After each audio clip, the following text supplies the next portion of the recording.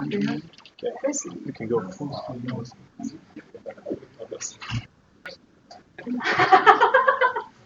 it's not. Definitely GPG plus. Yeah. I wrote it here. Yeah, we're good to go. All right. Okay. Yes. Welcome back, everybody, for the last session of the first day of the Challenge Lab final presentations. So this time we will enter a new area, and it's also a geographical area, and it's an area where not everybody in Gothenburg have been. That is indeed true. And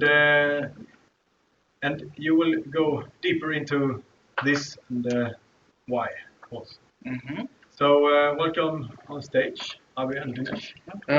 Yes, thank you, David. Hello, everybody. Thank you for participation in the last presentation. As David said, our research is a bit different in terms of the focus. We, Dinesh and myself, are focusing on the social sustainability aspect of the general sustainable development concept.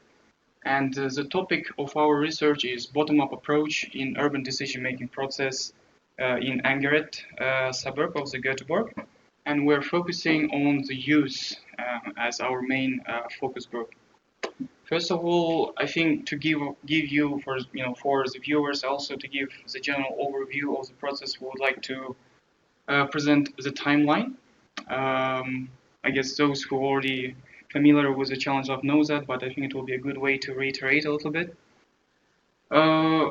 As the Challenge Lab process, the master thesis process is divided into the two different phases, phase 1 and phase 2.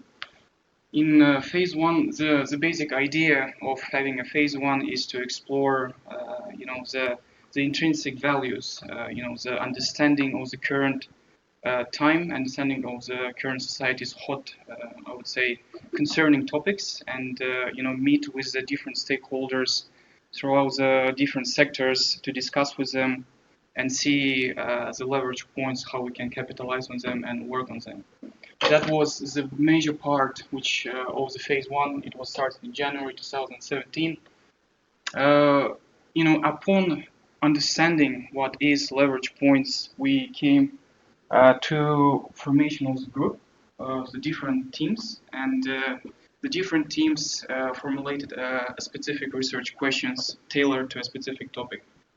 We will come to the research questions in a bit, but for now let's briefly tell about the phase 1. After we finish with the phase 2, actually, I mean.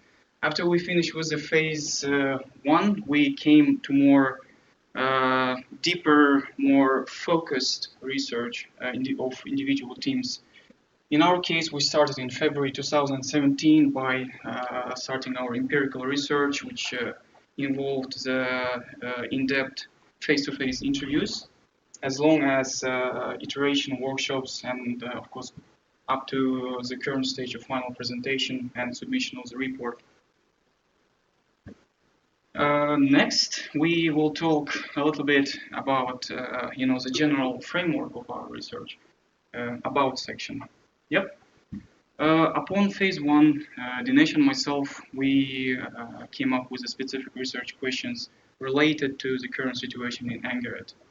Specifically, since we are focusing on the social sustainability, we wanted to understand, first of all, if there are needs that the young people in Angered perceive as a pressing sustainability and regional problems, and how they can be actually addressed.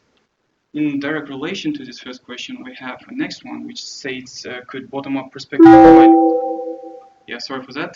provide any benefits to the development of Göteborg suburbs, and again, if it's positive, how it can be addressed. And the sub-question to that, if youth are actually to be a part of the decision-making, how can the municipal system, the governmental structure of Göteborg address and incorporate their input? Let's try to delve in and understand the structure of it. First of all, in order for you to understand what what was the reasoning behind our choosing this specific topic, we would like to briefly mention the several topics. Specifically, I think majority of you are familiar with the UN 17 Sustainability Goals, which was implemented in 2015. Within this sustainability goals, we focus specifically on goal number 11, which states sustainable cities and communities. We believe that our research is specifically tailored to this goal to understand how to understand the intrinsic social dynamics and how these dynamics of people can be leveraged towards a better development and interaction with different stakeholders in the urban setting. And of course, the major part of our research is around the social sustainability. I think majority of you are familiar with the concept of sustainable development, the triple bottom line. And within this triple bottom line, we specifically focus on the people's perspective. What are the role of the people, the society, in implementing these sustainability goals?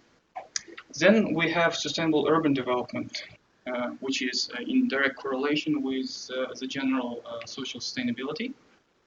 Why urban development? Because we're focusing on the urban setting. We are not considering the rural, settings. So we delimit our focus of research on only the urban setting and specifically on the suburb of Angeret. And you can see a little pictures of it. Yep. So why are we doing it? What can we actually contribute to it? That's the question. Can we actually contribute anything to it? Is the question which we started to ask from the very beginning. So we came up with several perspectives which we believe we can actually contribute. First of all, both of us are not from here. We came from different countries to study at Chalmers, and the idea is correlates with the idea of the challenge lab to have a neutral perspective. Students as a body, as an entity, which will provide a neutral view and opinion towards the problem. So it will not be predetermined towards a specific silo of Angeret because I lived there, I wouldn't change my mind, or from other place. So we provide the outsider perspective to see or try to see the more neutral idea towards the topic. Then we have a bottom-up integration. Bottom-up integration is a very important part. Why? Because our research focusing on the bottom-up instead of the top-down. As you might know, top-down is where the government or specific power stakeholder impose their policies, tools, and mechanisms towards civil society. We, Dinesh and myself, as part of a civil society, would like to understand how people and the youth specifically can leverage their knowledge and their efforts towards being a part of the decision making. And that's an important part of our research. And lastly is stakeholder integration. Again, the major fundamental idea of the Challenge Lab is to incorporate the views, opinions, and importantly, the resources of each helix sector in a common setting. So it will be a common table for discussion and finding a common solutions for a big problem. Next, I think you heard throughout today's different presentations the idea of backcasting. Backcasting's primary step. Can you go to the future solutions? Yep. Primary step is firstly to identify the perfect sustainable future. Sustainable future, not perfect, I guess. And in our case, we came up with this certain future sustainable criteria, which is empowerment, equity, and justice, trust, and openness to development. These are fundamental aspects which requires Angeret to be a sustainable part of the Göteborg city. Here is a little representation how we see cities here, Angeret is here. We believe it has to be in one place. There should be no separation. But yeah, let's go to the next one. We base our research on the following key concepts. First of all, we have the idea of a quadruple helix, which I will explain a little bit later. The idea is basically to incorporate the 4 different sectors, their ideas and innovations into one, and find a common point of action. Secondly, we have governance. Basically, what we mean by governance in our research is something where a society where voice of each individual will be considered as important as, for example, a man in power. So everybody has an equal voice in the process of decision making. The major part of the next part is segregation. It is a major facet of our work. Segregation, in our term, mean that there is a certain types of segregation existing in Angeret, which we assume that they exist in Angeret by our research, being first of all ethnical segregation, geographical, economic, and employment segregation. And to answer this concept, we go to the integration, how this previous segregation concept can be eliminated or addressed. And in that case, we came to the different aspects of integration. For example, here you could see the current, not the current, but the general side of separation or segregation. There is a general society which comes here, and there is a segregated party which has no deal or no voice in making being a part of the decision-making table. Then we have the next step of the integration, where they are in the general society, but has a certain repercussions in terms of unequal voicing. They have voice, but it's unequal. And then the final one, where is the inclusion and there is no segregation in general. Then we have this top-down and bottom-up integration.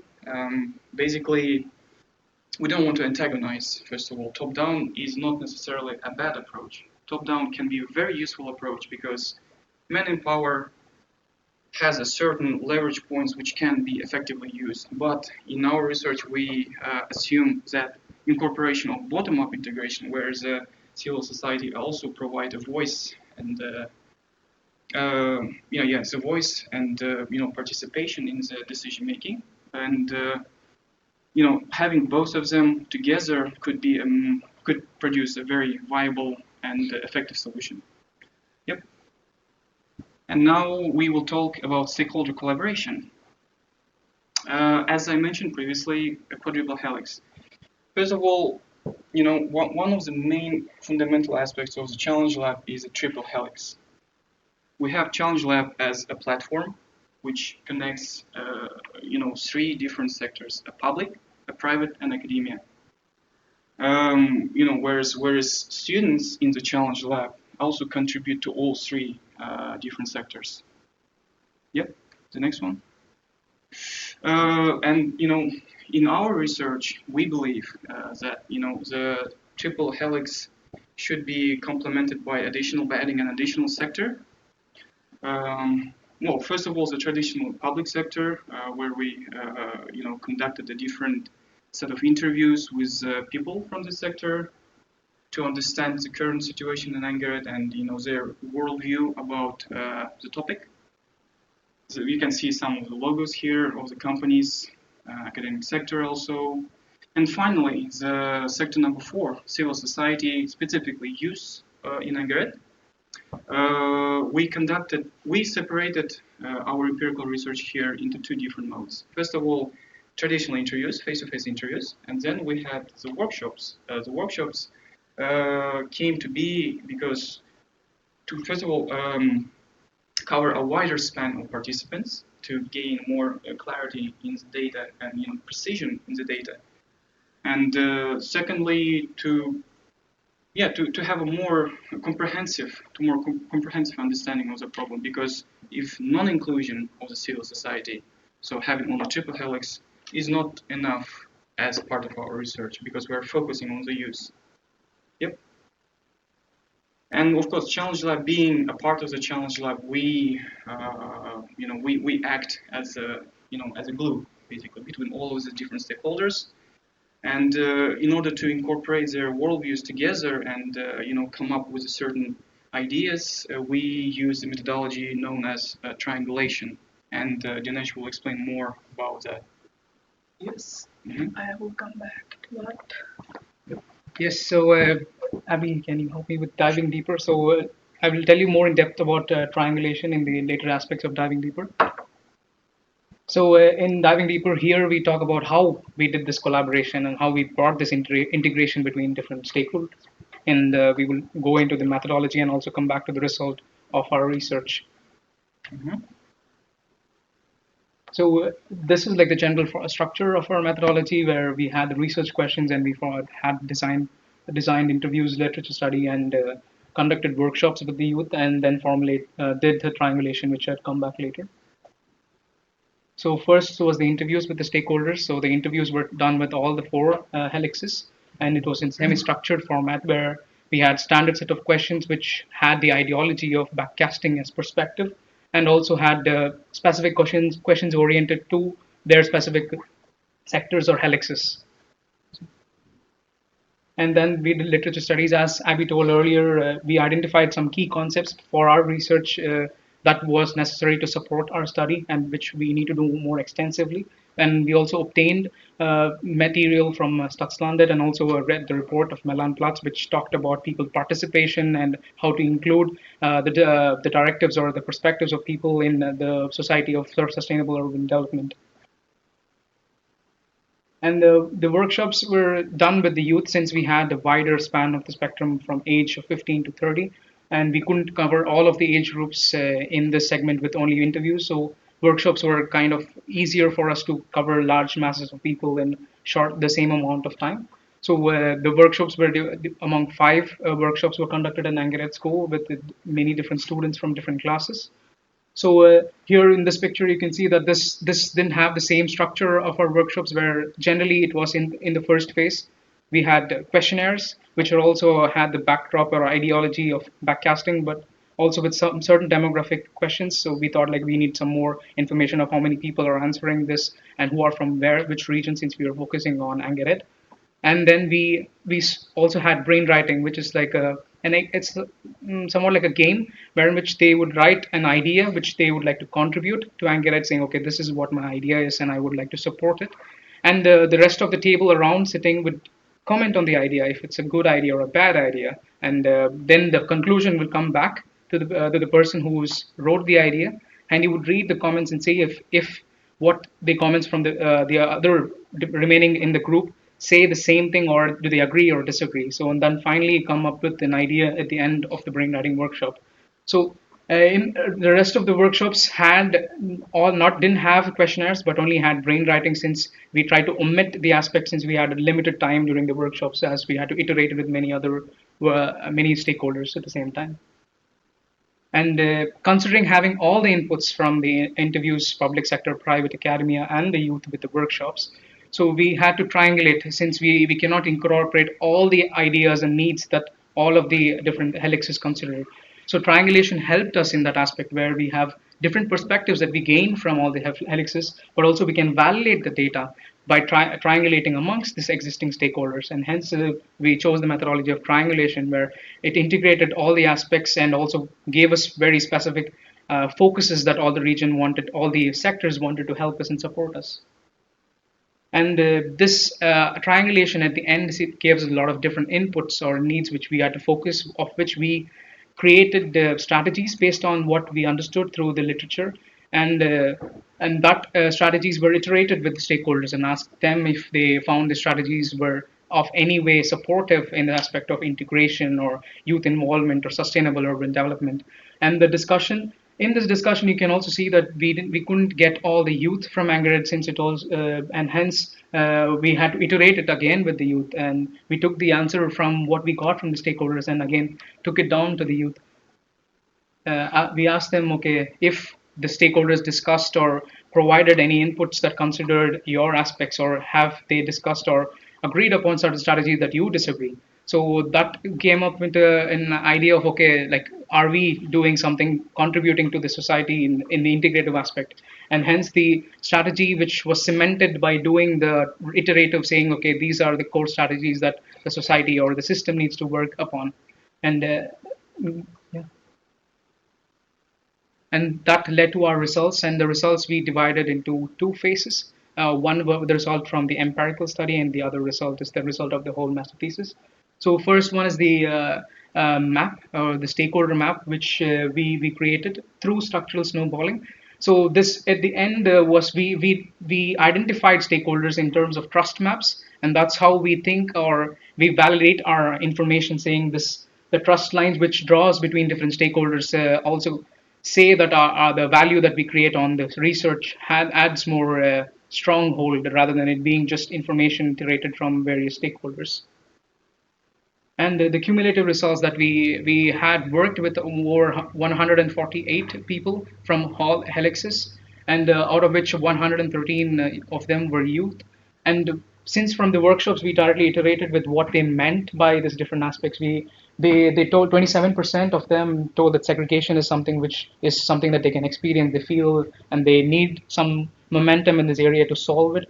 And 27% of them told about the lack of infrastructure. But more in if you in depth, they were talking about the infrastructure, about school infrastructure, transport, and mostly about housing in their region. And finally, it is also about social integration, where these three key aspects were also contributing for the triangulative processing. This are the key things what the youth see.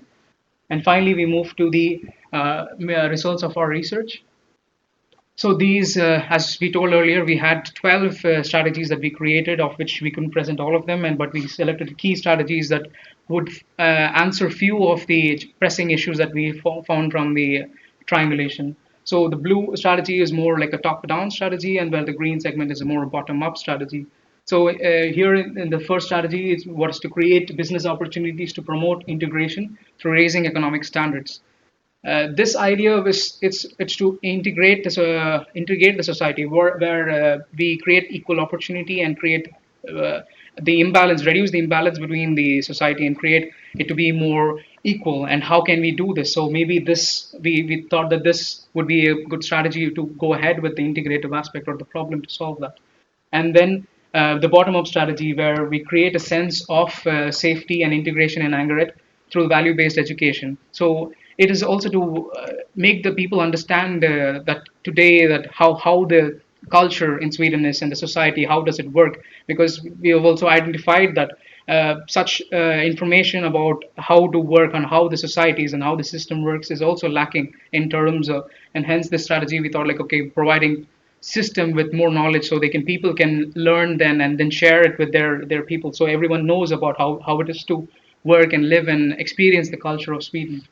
And finally, it is with research perspective on how exit strategies to be handled, because generally more, or not generally, but in some of the cases we identified that when we went to Hamakulan, for example, when we went to have workshops or discuss with them, when we say the word projects, they didn't even want to talk to us, because they think that even if you go approach them and talk to them about it, they think there is no outcome which comes out of that, and that's why they don't have a very strong inclination to participate in our research. And hence we thought like, okay, that researchers or communities which conduct research should have a specific criteria as an exit strategy, so it has a follow-up in the system where it will contribute back to the society in certain terms. Yep. And finally, Abby will talk about answering our research questions. Yes, thank you, Dinesh. Um, Basically, we started our presentation with a research question, and we would like to close the circle by trying to answer the research questions. But first of all, it is important to notice that our research is still ongoing. It is not finished in terms of theoretical justification. We have a lot of raw data which was gathered through these interviews and workshops and meeting with a multitude of stakeholders. However, because partly due to the limited time, we were not able to theoretically wrap it in a specific conceptual justification. However, from the results we have so far, we could assume the following answers to our research questions. Yeah, I guess I will just read it. First question is, regarding the needs. Do they have needs in Angaret, and how, which they present as regional issues and how they can be addressed. Throughout our research, we could assume that there are certain needs which are perceived as a major regional issues. However, yeah, as major issues, and you can see some of the examples mentioned by Dinesh. Reduction of the segregation, improve integration processes through different policies, majorly employment opportunities and others. And how it can be addressed is by coming up with the different strategies, effective strategies, which was devised by different stakeholders in a quadruple model. The second question is if bottom-up perspective could provide the benefits to the development of Göteborg suburbs, and if yes, how? We could say that definitely bottom-up perspective have a potential to provide certain benefits to the development.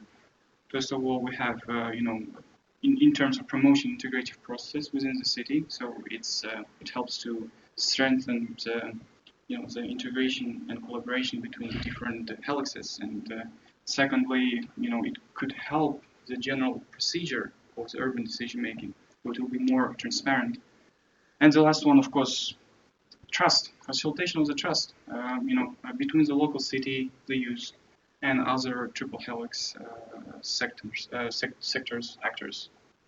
And to answer the sub question, if youth are to be a part of the decision-making process, how the municipal system can address and incorporate their input. We believe, and through the collaboration, through the communication with our interviewees and the youth, we believe that in some extent the creation of the hubs, the youth hubs, can greatly facilitate this movement towards towards a dialogue, towards communication. Stakeholder dialogues could be more routinely implemented in the day-to-day life of the people living in Angered, and the establishment of the informal communication, preferably in an online mode, instead of having a bureaucratic process which takes a lot of time and unnecessary resources, I believe. That all of this, in addition to some of the strategies which we didn't mention, but they are in the report, we could say that they could provide the transparency and build trust within the city. Yeah.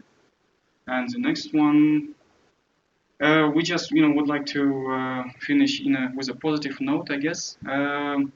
We just would like to say thank you, first of all, because since this is an ending phase of the Challenge Lab or Master Thesis, we would like to thank all of the Challenge Lab staff.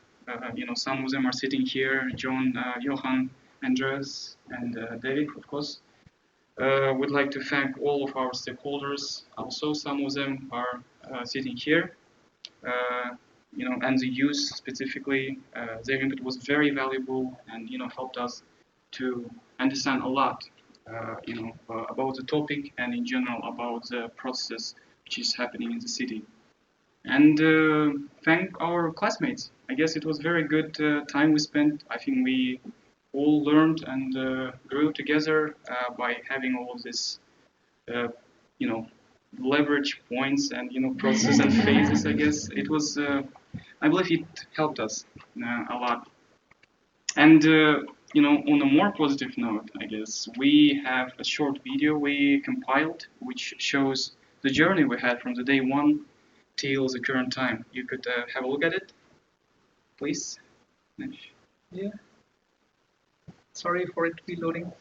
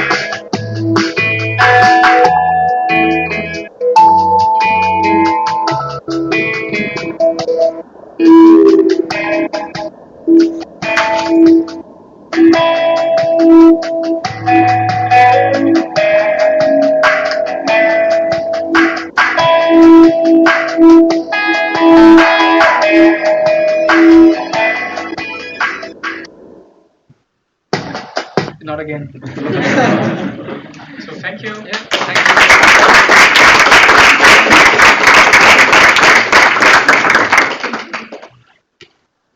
Thank you. Thank you very much. And now it's time for the opposition with Louisa and Simon. Welcome on.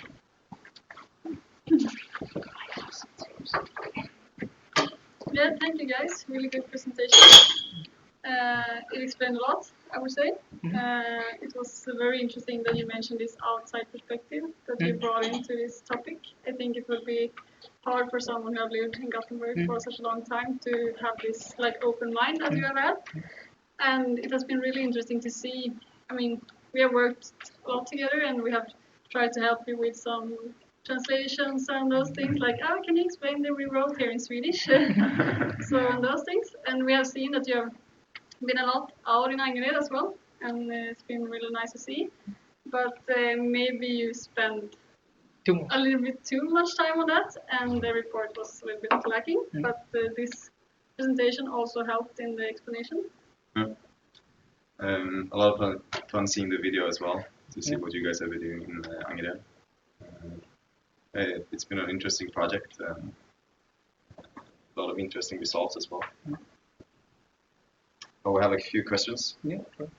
I can start with this one. Do you believe that your thesis or project will have some impact, that the stakeholders you have met now, that they actually will consider the youth, I mean their voice in the future? It can be a way, but it's not. There is no proof of saying that there is there's a system in which they incorporated the youth's input and they achieved success. But it's a way of seeing how they can be receivers of this change, because whatever decisions is being made is also being perceived by them. For example, in any development project which takes to implement into the system if 10 years or so, they will be now 15, but when they be at 25 will feel this change. So if this are the people or this youth are going to receive most of the effects of the decision being made, maybe incorporating not all the inputs, but maybe some parts of the input might help. That's one suggestion that we would like our stakeholders to carry with them. I'm also curious about, as you mentioned in the presentation, you had some problems getting the students to the workshop that you had here at the lab. So I'm curious if someone would do the same thing, if you have any suggestions or recommendation for them to be able to get the students to the workshop, and if you think it would affect the results that you got out of that workshop. There is one distinct recommendation for that is not to set up a dialogue during the exam. It was during the exam period of the schools, and that's why we were not able to get as much school students as we wanted to. Or none at all, like in that case. Yeah, not at all actually. But you know, the good thing about it is that we had a youth iteration later on as a separate event. You know, in like 3 or 4 days later, in school, in Angered school. So, and also the time that the workshop was conducted, we started at 8:30 in the morning, and I am very sure that no student wants to come from Angered to Challenge Lab in 8:30 in the morning. So I think it was also the time and also the specific orientation of when we chose for it to happen, which gave us not the opportunity to have the youth, and it would have changed, I guess, because youth, when they are there, it's not like us translating what they think, because that is what happened during the dialogue, where the inputs that we gained from them was translated from Swedish and all different languages, and how we perceived what they think about sustainability and their criteria, and then gave it back to the stakeholders, and maybe their presence would have shown more stronger inputs from their side. This is what I feel, and maybe they could have revealed or gotten answers to many pressing issues that they had in their mind, maybe through the stakeholders. Yeah, and we also like, I don't know, but my perception of youth maybe is different. But for me, and often in Sweden, I think you said like up to 25 years old, you're considered like youth, but you have 15 to 30. Is there any reasons for that? Yes. We can take care. Yes, there is definitely a reason for it. First of all, we base this age range from 15 to 30 because we research the UN sustainability goals. That's how we came up with this age range, because According to the SDG 11, sustainability goal number 11, the youth is a major potential key towards solving the urban problems because they have this intrinsic potential of motivation. They are able to be molded in terms of, they are able to change their worldview. They are often optimistic. And 15 to 30 is this exact age where they can be a very actionable resource in terms of, active participation in the decision-making process within the city. That's one of the reasons why we chose this specific age range. But I think we should have delimited it in that aspect that, okay, since it's also a wider age group where 15 to 20 go to generally school and 20 to 30 will be at work. And that's why we had to do two different aspects to obtain this information, where workshops were at school and interviews were with youth from age 20 and above.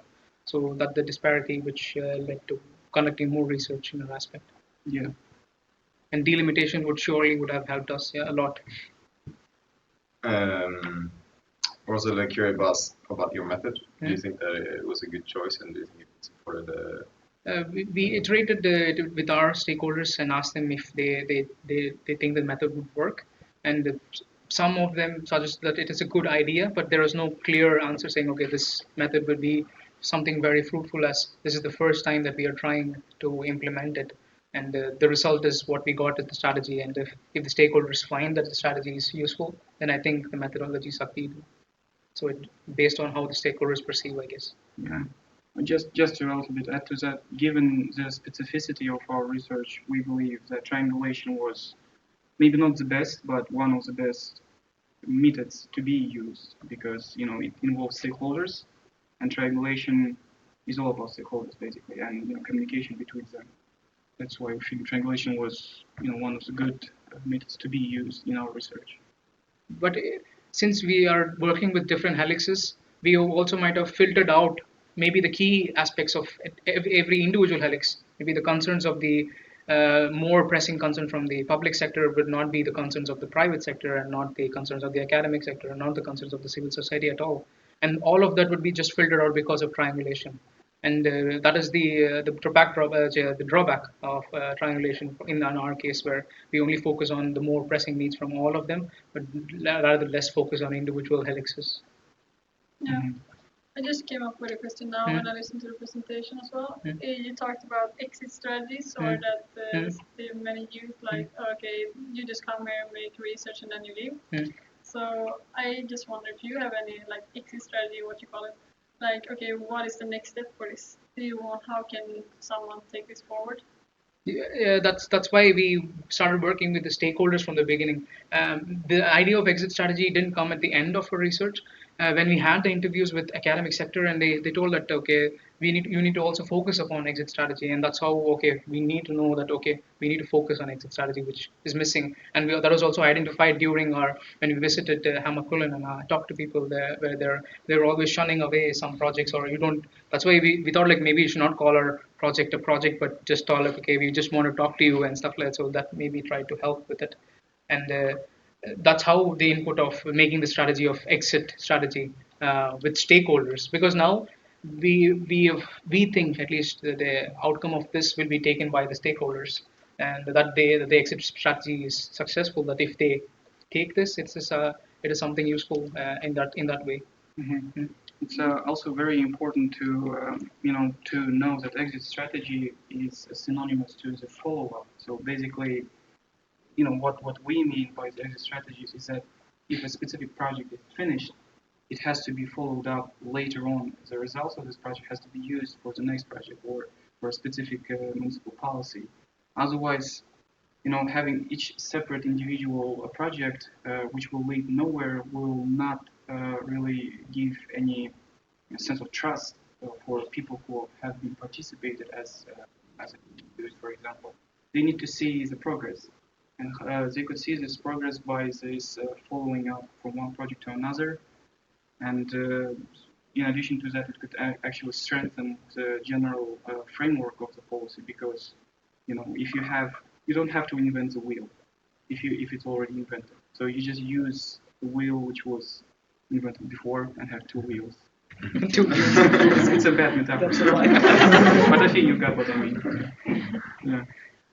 Yeah. How much time do we have? Another question if you want to. We have. I thought it was interesting what David said before, that we come from different backgrounds here in China. So I'm curious about how you think that your different backgrounds have helped your thesis. Maybe it might be very weird, but maybe they when I went there, maybe they assumed that I'm one of them, or like included me as part of the system rather than seeing that you're from some higher authority, having a separate agenda, that you're trying to do something in the backdrop, rather than like I think that's why maybe we got all these inputs and they shared it openly as possible, because maybe we are not from this same system, and their prejudice that they built upon. It's not that to complain, but it's also something that they have been experienced, or they built this wall in their mind saying that there is something wrong, but it's not actually in that case. To add to that, I think you also meant that the background in terms of academic background, right?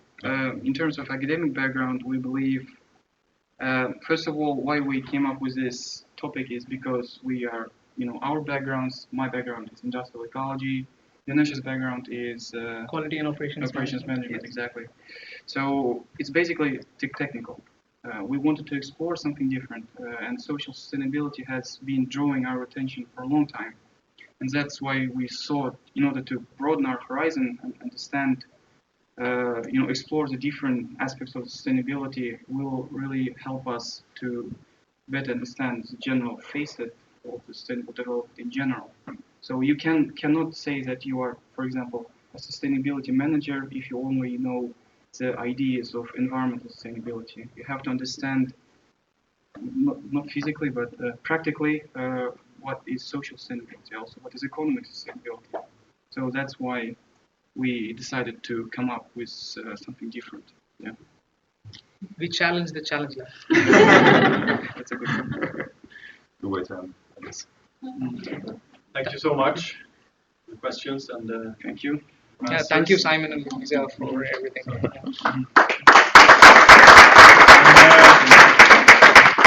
Now we will have questions from immune audience and also remotely as well. We're from the supervisor. Yes. Is it too big? It's too big? I don't know. From Lisa. Hello. Like a cube somewhere. Can you see us? Hello. Rather surreal. All right. Yeah, so we can open up for questions, and maybe you want to start, Lisa.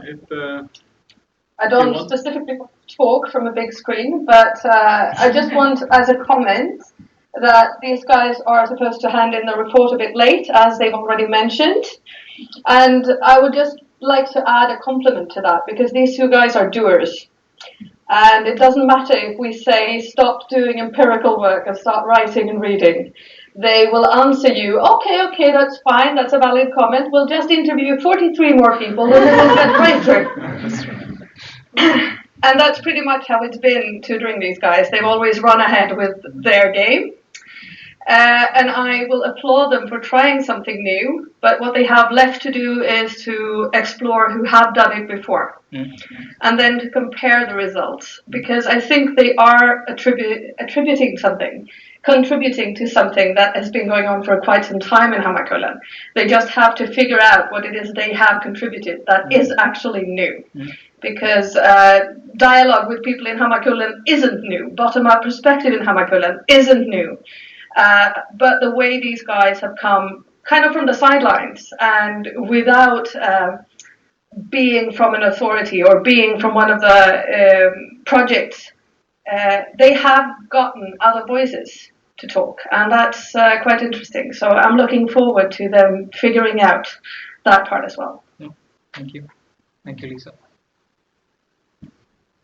Thank you. More comments or questions? Said? Thank you for your question. I have two questions.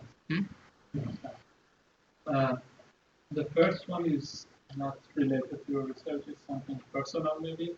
If you have all the resources, money, resources, everything, if you want to do something in Android, what would you do based on your knowledge that you have now? If you can do something for next year, for example, a project or something? What would You go first. Yeah, first I think that we have identified stakeholders who are doing certain things. For example, like Satsland, who have their work there, and they have now the action phase of the research, because the pre-study which happened the 2 years now, it's more into the action phase. I think we would like to be, or at least think that it would add more value to the people who are trying to support and work with it. And that is one thing that we strongly see, that it might be a possibility in that aspect.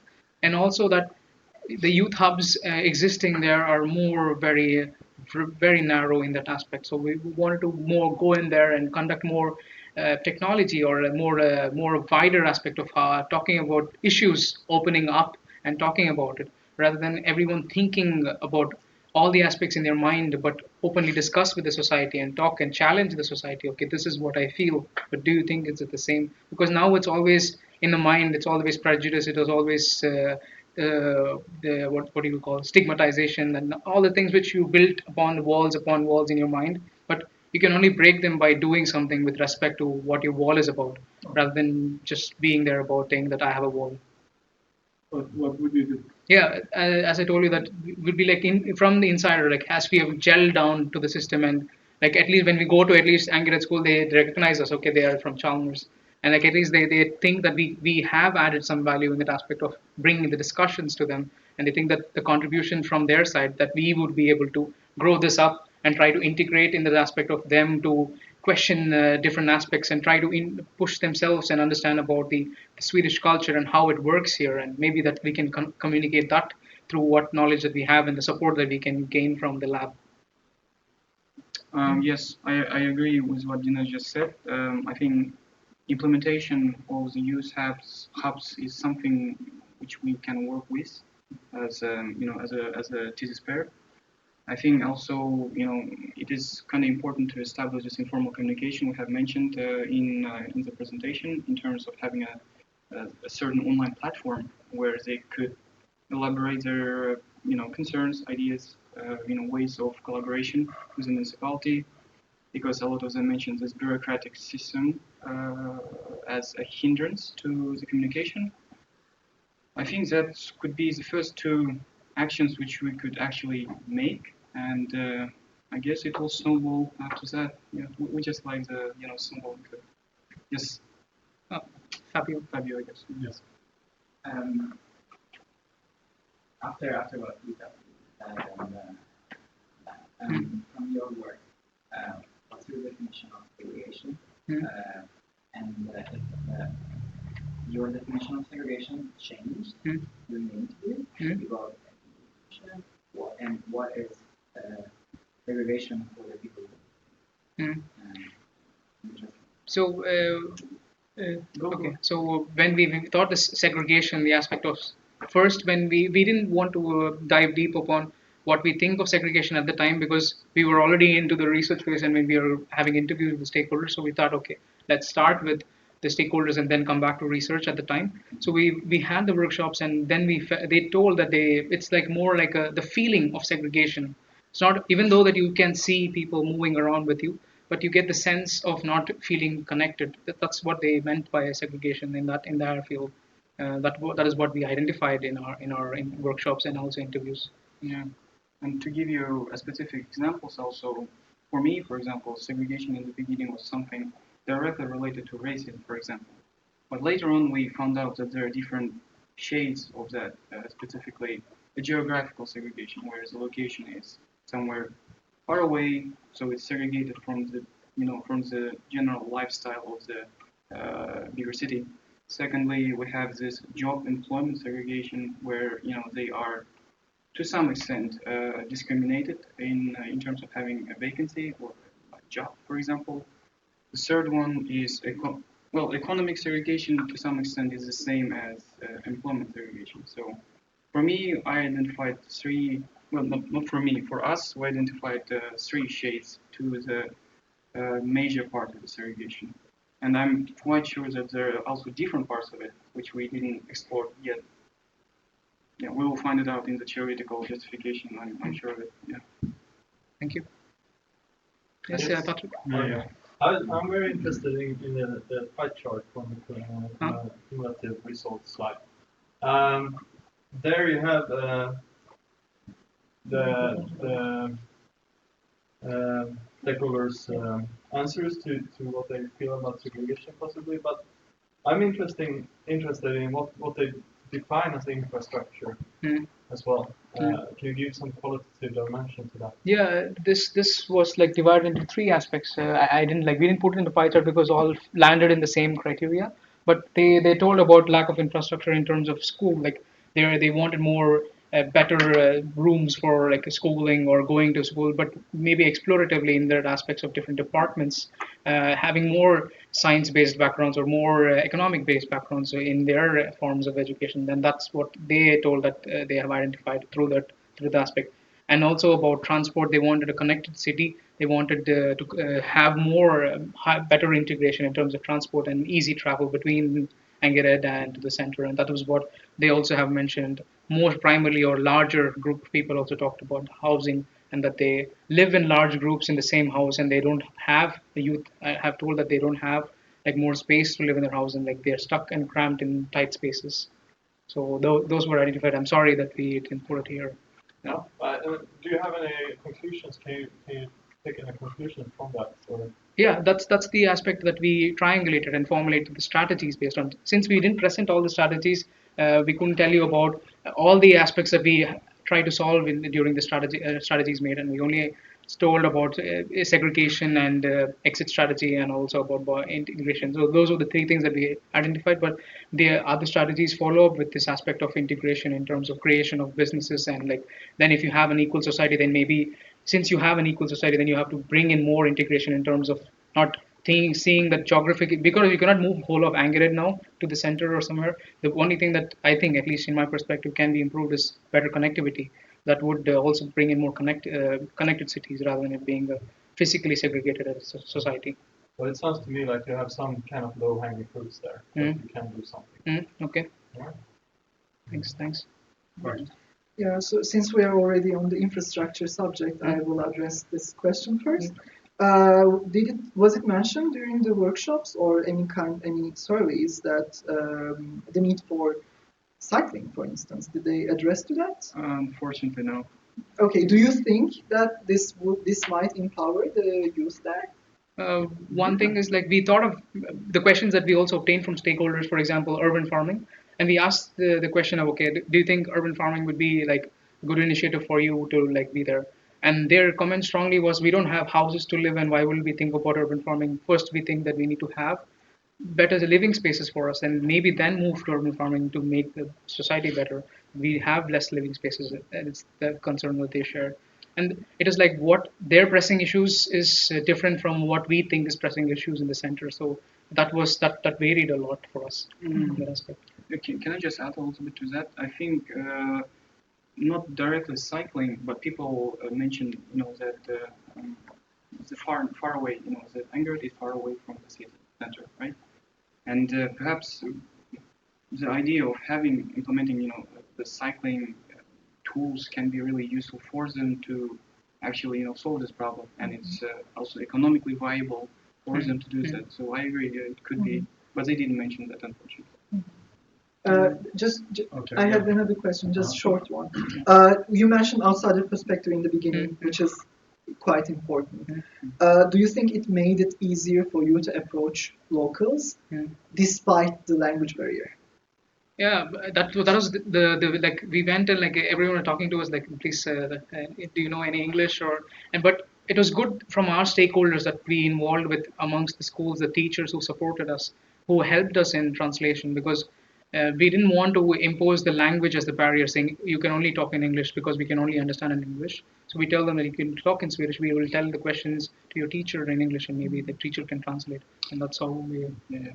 And to add to that, I think it helped us in terms of opening up with with the school children, for example, because not for all. It's important to say that it's not for all, but for some kids, if for example will be like, let's say like local Swedish, they may not open up to a certain extent because they have a certain preconception of communication with the people, and we are being somewhere far behind, somewhere outside. I mean, they could actually safely, share these ideas because we are a neutral party, as we discussed. A neutral, party. I'm just repeating myself. Yeah. Cedric. Yeah, did you say that we need to improve the connection to Hungarian? Because then I would strongly disagree. It's already 3 trams going to Hungarian that were run all night long on Friday and Saturday. So I don't think that is a problem. What did we mention then? No, You said something yeah, about the it is not the concern that we concluded with. The conclusion is not that we need to build more trams, but it's what they said, like they need more connections. It's what the youth in from the system feel that they cannot go to the city and come sooner. What kind of connection? But I think there is something, what you say is very important. And you said as well that it's a feeling of segregation, although there isn't. Everyone is welcome to take the time and to come into the city and have a cup of coffee in Magasinskatan. But they don't. They never do. And I have also wondered why don't they come here? It's open to everyone to come here, but they don't. And I think this feeling of segregation is more prime. Is something very interesting. So I'm thinking of it. But I don't know. Because I live in Hammarkullen. Yeah. And I can see the switch of the people in the tram when you stop in Brunnsparken. Because they go to the city.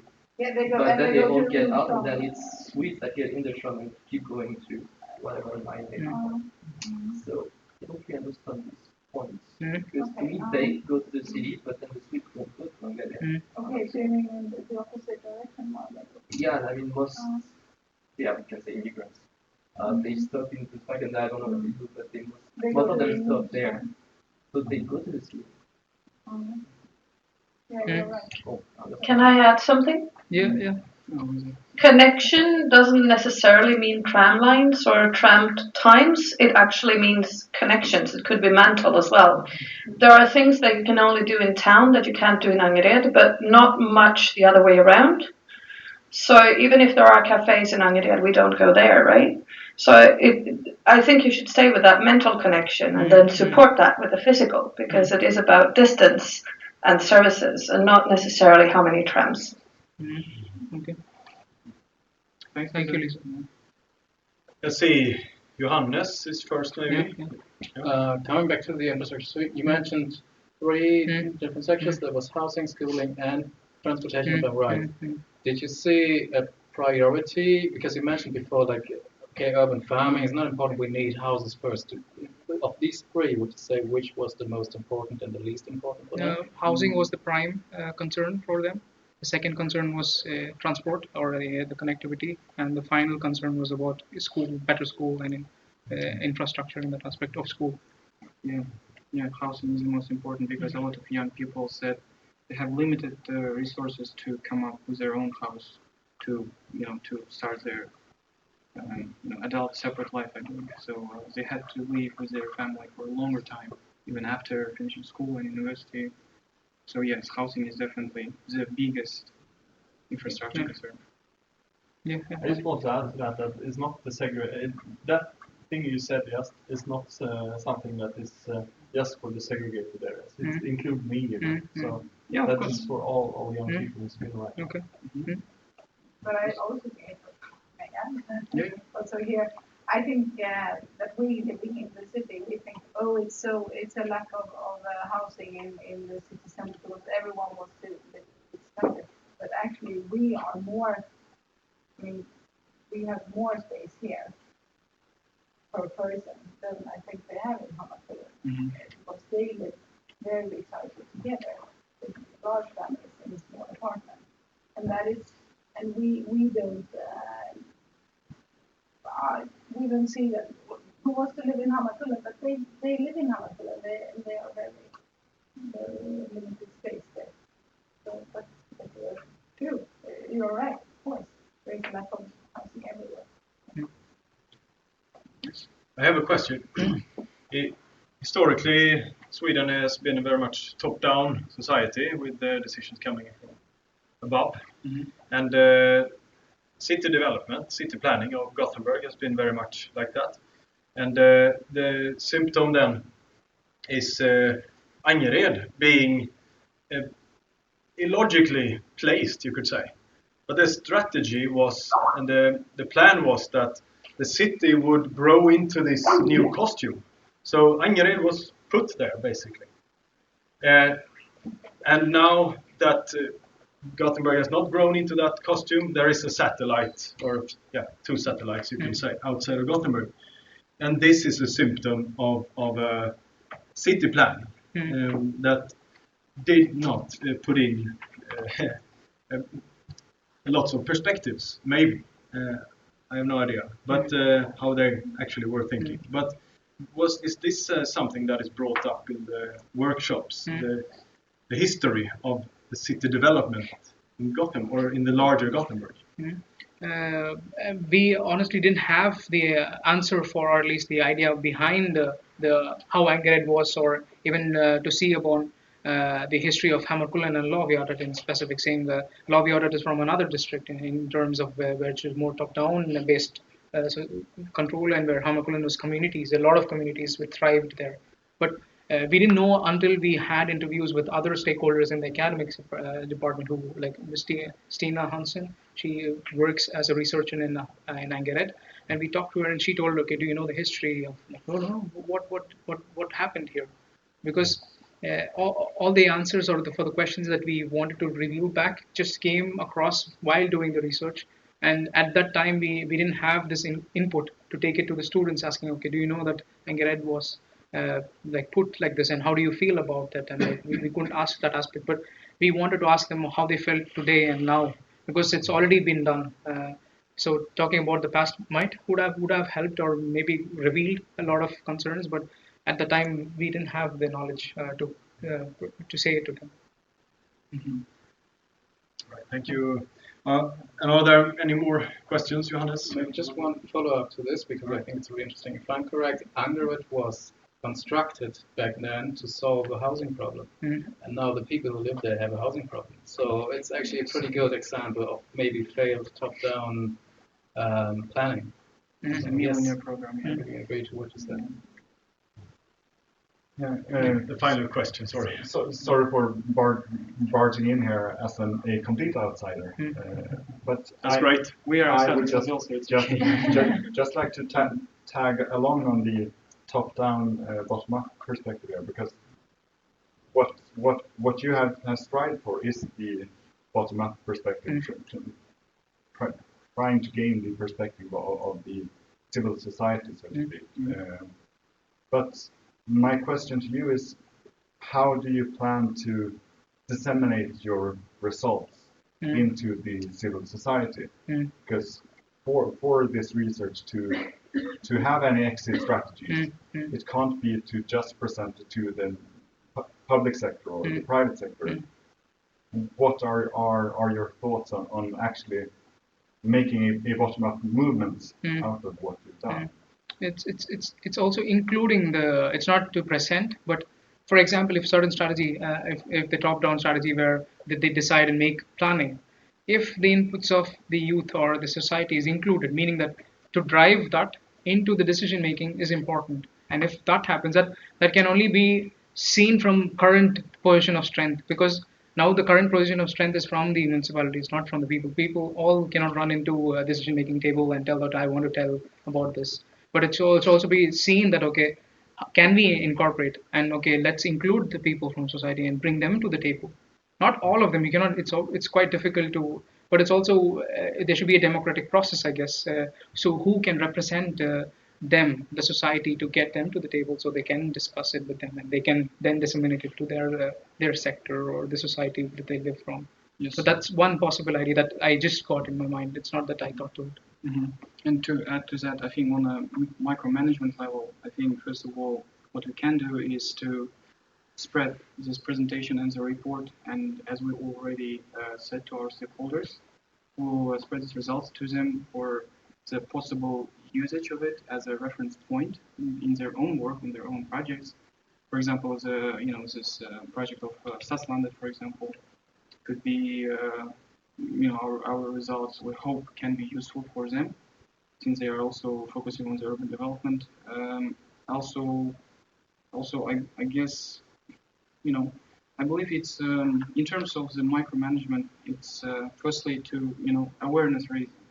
A lot of people simply don't know that they bear and have a power to make certain changes within society, but they just don't realize it. And first of all, we just need to make this wake call, I guess, not wake call, just to spread the knowledge to them that they have certain mechanisms to express their concerns, that they're not alone. They're part of the bigger society. They're part of Göteborg and not only Anger. Anger is not left alone to die or something. So that's, I think, one of the most important first steps which has to be done through this research.